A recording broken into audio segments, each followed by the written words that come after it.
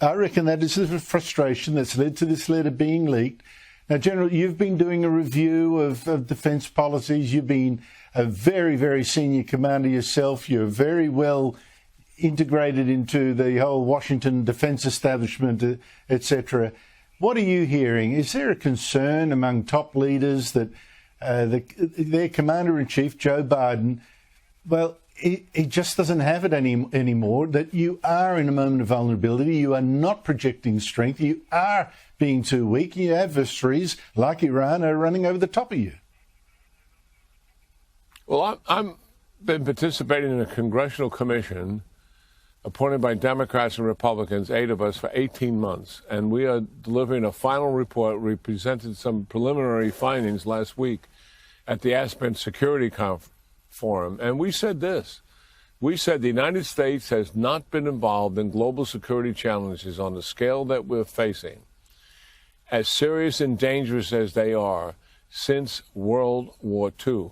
We are facing the possibility of war, not just in one region, but multiple regions at the same time. And that is why the comparison to World War II. We already have war in 2 regions where we're supporting allies and partners.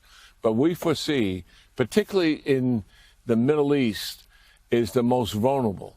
Iran is aggressive and they're on the move, and they think the United States is back on its heels. They're escalating with Hezbollah, they're escalating with the Houthis, and they're close to having a nuclear weapon. That's the reality of what we're facing there. Can you imagine a nuclearized Iran with all of these proxies operationalized, and what they would be able to do in terms of blackmail in the region, have now being a nuclear power? Would that put the United States back on its heels and surrender the Middle East de facto? That's what we're up against here. This is a very dangerous and serious situation. In prison, Xi is sitting back there, despite his challenges with his economy, looking at what is happening here. And he sees the vulnerabilities of the United States. He sees the opportunities. Would that present him with a window now of taking some kind of action because the United States is vulnerable? Certainly that is a possibility, yes. We're in a window of vulnerability, but we have been in this window, Andrew, that I'm postulating for 3 years now, close to 4. And it's very serious and it's very dangerous. Galilal Malak Yahweh Wa Yahushai Bahashem Racha Kodash. Double honors to the elders of GMS of Ruel. Blessings unto those men. And blessings and salutations to the Akim out there in truth, pushing this word in all sincerity and in honesty. With that being said, Shalom Israel Barakatah. Today's lesson, the weak shall say, I am strong. And that is prophecy. And when it comes to these smaller countries, they can no longer be bullied. They have leveled the playing field by having nuclear technology of their own. With that being said, let's go over to our first scripture of Joel 3:10. Joel 3:10, beat your plowshares into swords and your pruning hooks into spears. Let the weak say, I am strong. Let the weak say, I am strong. This is in reference to smaller countries such as North Korea and now Iran possessing nuclear capability. This is prophecy. These smaller countries are also strong due to the support and backup of these other superpower nations such as Russia.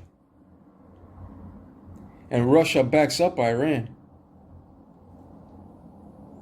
The weaker and smaller nations are now confident in saying, I am strong, due to the fact that they now possess nuclear capability and are backed up by greater superpower nations. And these smaller countries are no longer weak, but strong in the possession of nuclear weapons and unmanned vehicles. Take Iran, for instance. It possesses suicide drones that have diverse capabilities. And they have at least 10 different models of suicide drones, which explode on impact. And these Iranian drones are also accurate as ballistic missiles and can fly at lower altitudes to evade radar. And this is why the scripture of Joel 3:10 has said, "Let the weak say, I am strong." In other words, the little nation can no longer be bullied. Nothing can deter these smaller nations from possessing nuclear capability because it's part of prophecy. Let the weak say, I am strong. And the weaker nations have now leveled the playing field when it comes to the waster to destroy. And with that being said, let's go over to the scripture of Isaiah 54:16.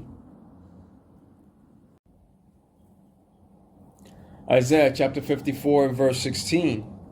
Behold, I have created the smith that bloweth the coals in the fire, and that bringeth forth an instrument for his work, and I have created the waster to destroy.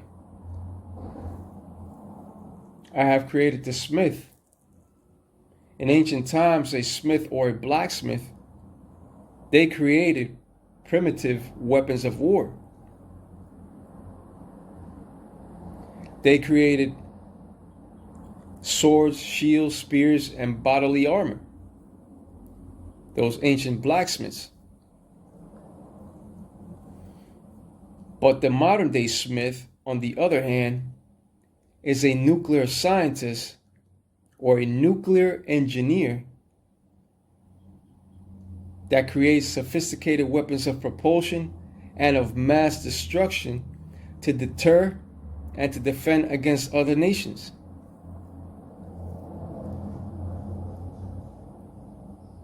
That bringeth forth an instrument for his work. That instrument is the gift of the missile, given unto Esau, Edom, for the coming war of Armageddon.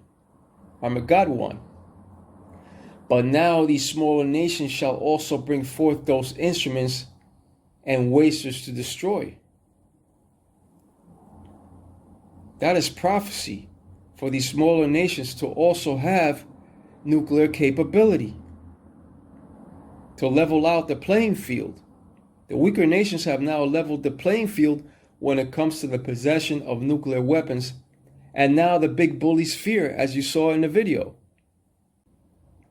Before that greater war starts upon this earth, first cometh the CHIP of Revelation 13 and 16, and then that third world war of destruction shall come quickly. Much tribulation is coming to this earth. This destructive war to come shall be fought with many nuclear missiles of propulsion. And it is the Lord's will to take out modern day Babylon the Great with those 200 million missiles. It shall be desolate and without an inhabitant. So when it comes to these smaller nations possessing nuclear capability, that's prophecy. It's part of prophecy. But with that being said, Kalalau Malak Yahweh, Wa Yahushai Bahashem Racha Qudash, and double honors to the elders of GMS Ruel, blessings unto those men, and blessings and salutations to the Akim out there in truth, pushing his word in all sincerity and in honesty. With that being said, Shalom Israel, Barakatah.